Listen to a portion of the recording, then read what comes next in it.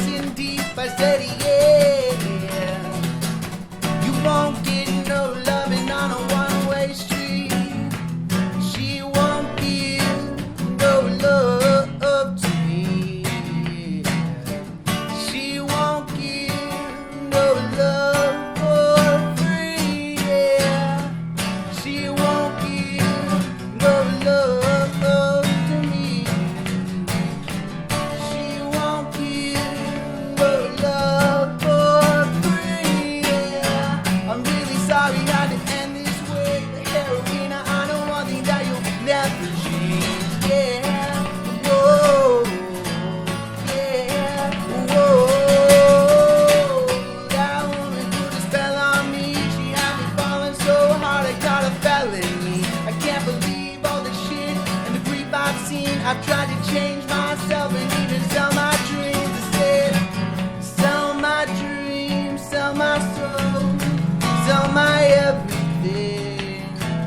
Sell my dreams, sell my soul, sell my everything. She won't give love to me. She won't give no love for free.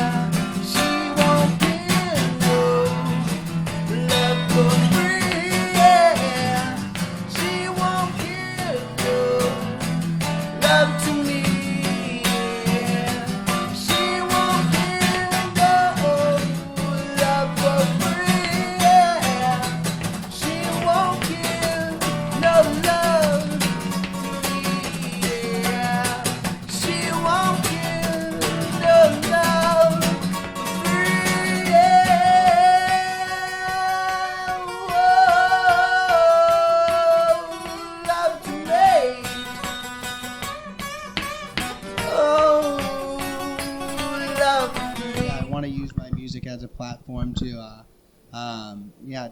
help and inspire other people, and not even just with recovery. Even it's just I'm excited for our new stuff because this is the first time in my life where I've been writing music that's not inspired by pain and suffering. Awesome. I mean, of course, my music's there's still gonna be times in my life I know for sure where I'm still gonna write songs that are inspired by that pain and suffering, but excited to be inspired by other parts of life. So. Awesome. That's great, man. Awesome story you got there. And I'd love to see where you continue to go and how you continue to develop. Mr. Patrick, tell us a little bit about your history with music and all of it. So I'm not going to lie like Ben. I mean, I learned guitar in 7th grade, but it was to impress the girls, you know. How'd that work out? So it was okay. I didn't expect to fall in love with the instrument. I always thought, you know, it'd just be a thing I do. But I fell in love with music the first time I played with other people. So I played just guitar on my own, you know, on and off. Like, mostly just sat in my bedroom. But when I was 20 years old, I lived in a house with some guys. And they had like a drum set, they had a bass guitar and a bass amp, they had an electric guitar and a loud amp, a twin reverb, you know, you could turn it up super loud. And it's just like, I'd never felt anything like that before. Mm-hmm. I'd never played with other people. So, I mean, like I was just like learning basically from like from scratch, because like my timing, I just didn't even know like, you know, what a kick and a snare was. Like I'd listened to music and I felt like a beat, but like that's where I like fell in love with music and picked up every instrument. So I learned the drums, I learned the bass and the guitar, you know, they were sitting in that house. And then 5 years later, I met Ben and we just put the pieces together and I started writing the guitar, the drum beats. He got some bass guitar and, you know, those amazing vocals on top. And that's where we're at now. Awesome. So if I'm correct, you guys been together, We Came in Last, has been together, what, about a year or so? 2 years, actually. 2 years? Yeah, we met last summer. This is a cool story, actually. So I'm you know, just typical insomniac. I'm at the park at midnight on like a Tuesday or something with my guitar, just trying to kill some time, trying to, you know, just breathe the fresh air, I guess, even though it's summer. It's like 100 degrees. And then from like across the park, like literally the other side of the park, from across a lake across the park, you know, it's Granada Park for you locals, but I hear this like amazing voice and it's just projecting, it's loud, it's on pitch, the tone's amazing. I'm just like, so I just like walk up this hill just to see who's playing.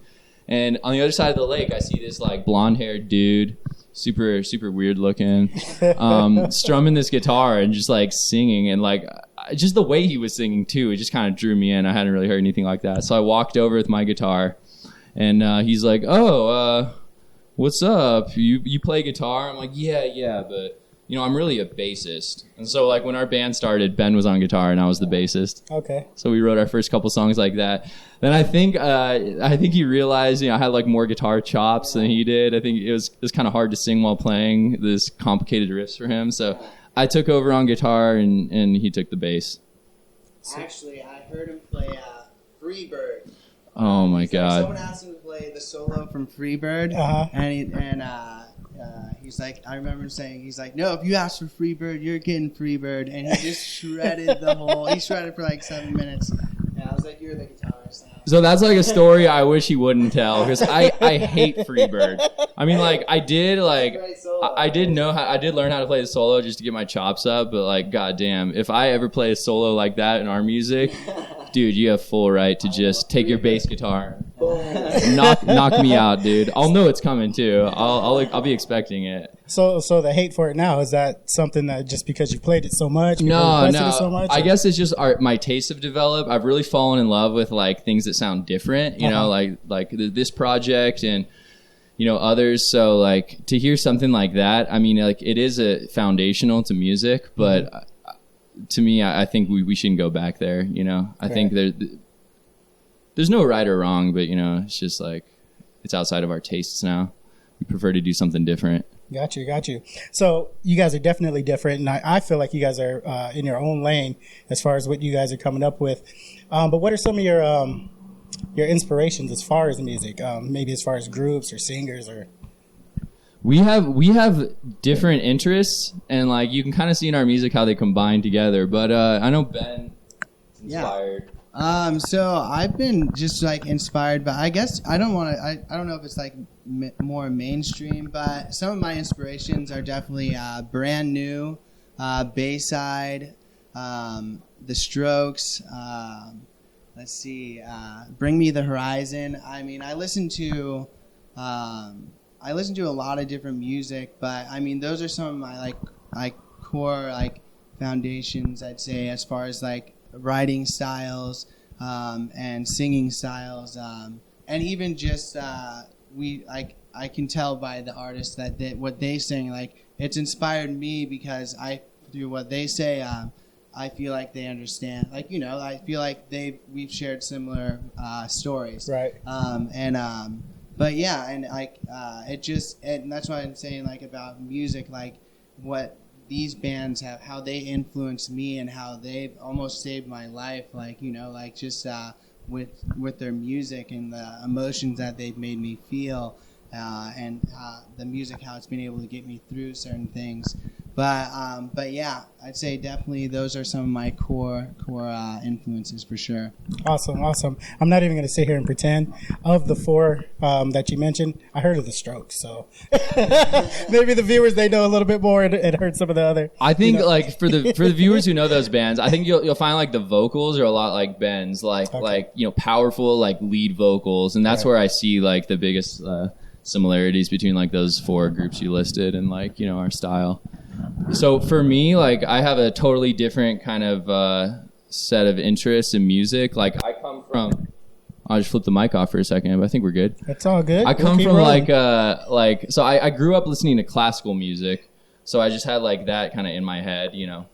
I'm not sure how that plays a role in our music, but, you know, I guess it laid some melodic foundation somewhere. And then I got really into, like, electronic music. So, like, I think electronic music is, like, still, like, what I hear in my head when I think of, like, beats and I think of melodies. I don't really think of them on, like, guitar or bass. I just think of them on, like, these kind of, like, general, like, electronic sounds.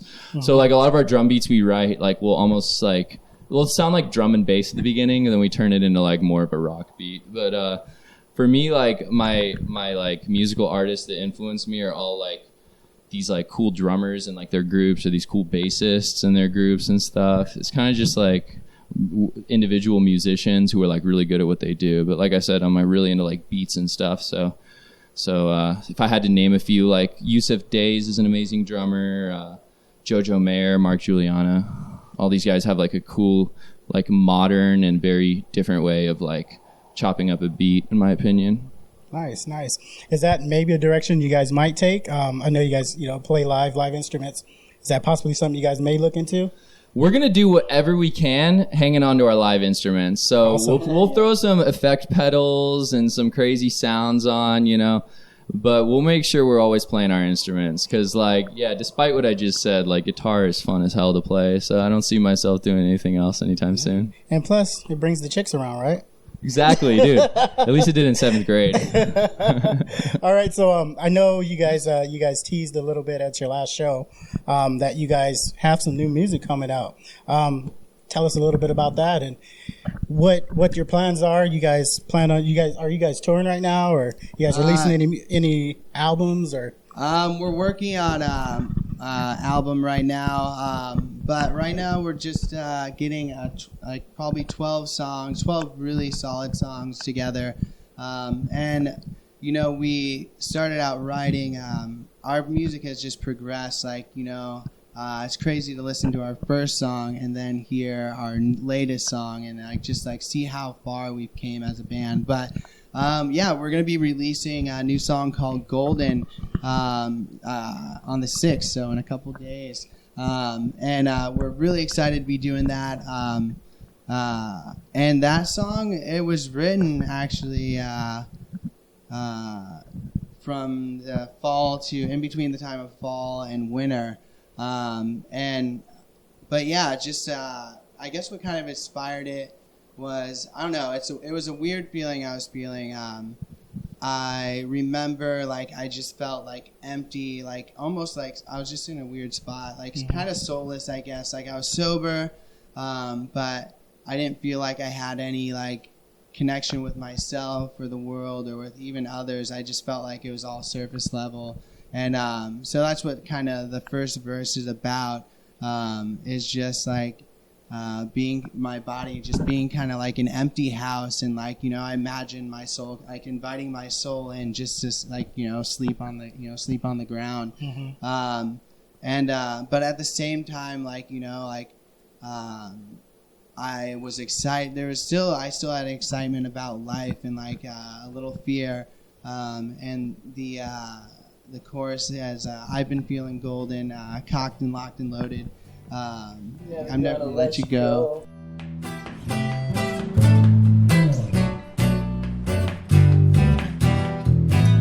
Can't feel anything, just a shell of a man that I once knew. My body's like an empty house. Come on in, no one's home. Weary soul, you can rest on the ground. Oh, when you wake, get to work till the work's done. Don't lose faith, 'cause you might get your wish, son. 'Cause I've been feeling golden, cocked and locked and loaded. I'm never gonna let you go. I'm never gonna let you go. And I've been getting older, and time ain't going slower. I'm never gonna let it go. I'm never gonna let you go. And I've been feeling colder. The leaves fall on my shoulder. Winter coming, summer go. Winter coming, summer go. And I've been feeling golden, cocked and locked and loaded. I'm never gonna let you go. I'm never gonna let you go. 3, 4.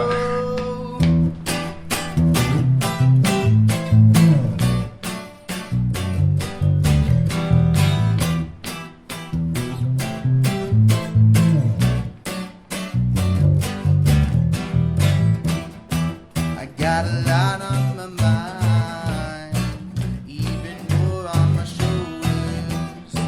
I ain't got enough time, 'cause my cup's running over. So please give me a sign, 'cause the rapture is over. I've been standing in line, but this show's nearly over. Real quick before we go, do you guys mind letting the viewers know where they can find you? We're on SoundCloud. We're on Tinder, Match.com. Sweet. So if you want to go on a group date with a band, Match.com. We're also on Facebook and Instagram. You know, I think we use Instagram the most. Instagram seems to be that's the where thing. I follow you guys primarily. Then, but yeah, our music is on SoundCloud. I think you can get links to it, you know, through the social media. But they're just demos on there right now. So we're kind of perfectionists. You know, we don't like to share like a half-assed thing. Right. Actually, so Golden, if we're being like, you know, accurate here, we're not releasing a recording of it because, like I said, like we want to get the drums tracked in a studio. We want to work out like all the different parts of that song and make sure that everything meshes together perfectly. But we will be playing it live for the next several months. So like that's actually how we like produce our music. We get something's good enough to play live that we know all the parts to, you know, how long the chorus is, and like then we record like our live show when we like play these new songs, and we listen back to it and be like, our dynamics were off here. It'd be cool if there were a transition here. Why don't we make a double chorus at the end or whatever? And that's how we like produce our songs. So like the first time we play a song live, it sounds very different than like what you've probably heard. Yeah. Okay. Well, you were refining it, making it, fine tuning it. Exactly. Fine tuning. Nothing wrong with that. You hooked up a very sweet spot. You want to go ahead and tell our viewers where we are? There's some very cool people who work here who were nice enough to come in on the 4th of July, which is the day no one's supposed to work. Right. And open up shop for us to record here. And we are in Snute City, which is like a neon palace.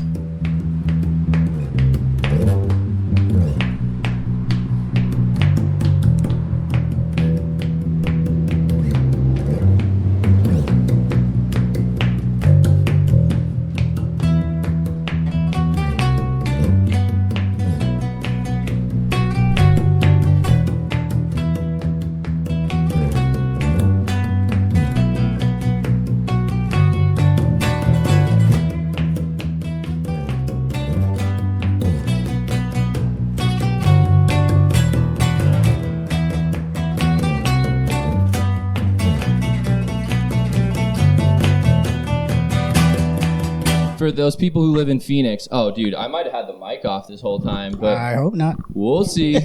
We'll see.